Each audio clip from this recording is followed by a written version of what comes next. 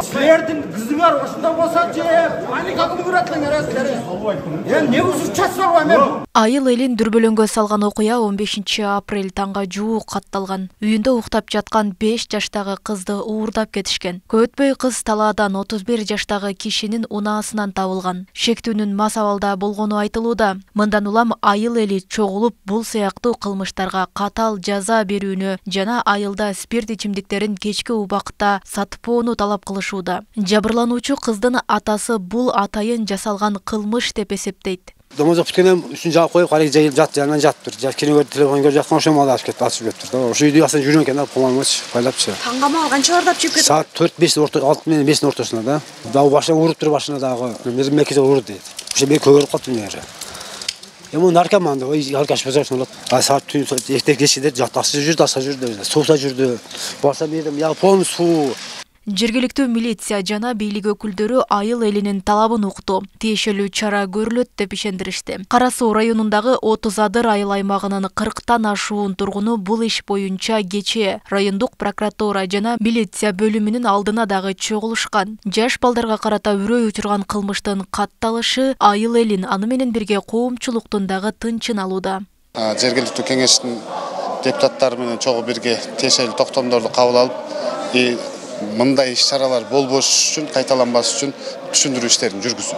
Учурда 5 жаштагы Секелек өз үйүндө, ата-энеси анын ден соолугу жакшы эмес экенин айтышууда. Милициянын маалыматында соттук медициналык экспертиза дайындалды. Учурда шектүүгө карата 2 берене менен кылмыш иши козголду. Алардын бири адам мурдоо болсо, экинчиси жашы жете элек балага сексуалдык зордук зомбулук көрсөтүү айыбы тагылды.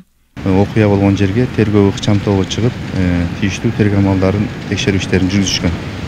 Кызга карата сексуалдык мүнөздөгү зомбулук аракеттер болгондугу жөнүндө маалымат түшүп, ал жерден заматта соттук медициналык экспертиза дайындалып жөнөтүлгөн.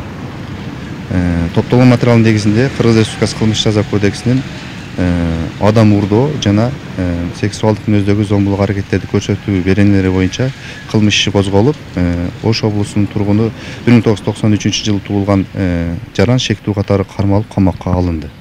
Бүгүн мындан сырткары Нарын шаарында окуучу кыздарга бир топ жылдан бери ыдык көрсөтүп келгени айтылган мугалим мууну алганы белгилүү болду. Буга чейин Инстаграмда Нарында англис тилинен жеке курс ачкан мугалим агай окуучу кыздарга сексуалдык ыдык көрсөтөөрү баяндалган атайын баракча ачылган. Анда жабыркаган окуучу кыздар анонимдүү түрдө жаза башташкан. Окуянын чын бышыгын милиция иликтеп жатат.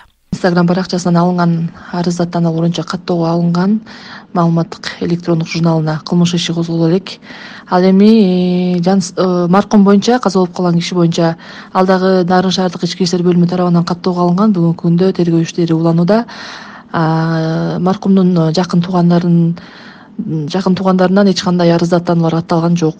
Бүгүнкү күндө ошо териштүү иштери жүргүзүлүп жатат. Коомчулукта бачабаздарга өлүм жазасын берүү сунушу бир нече жылдардан бери айтылып келет. Бирок баш мыйзамга туура келбейт деген жүйө менен бул демилге колдоо таппай келүүдө. Ошол эле учурда жашы жете элек балдарга зордук зомбулук учуру азайбай жатат. Башкы прокуратуранын расмий маалыматы боюнча Кыргызстанда 2023-жылы балдарга каршы 1832 кылмыш иши жасалган.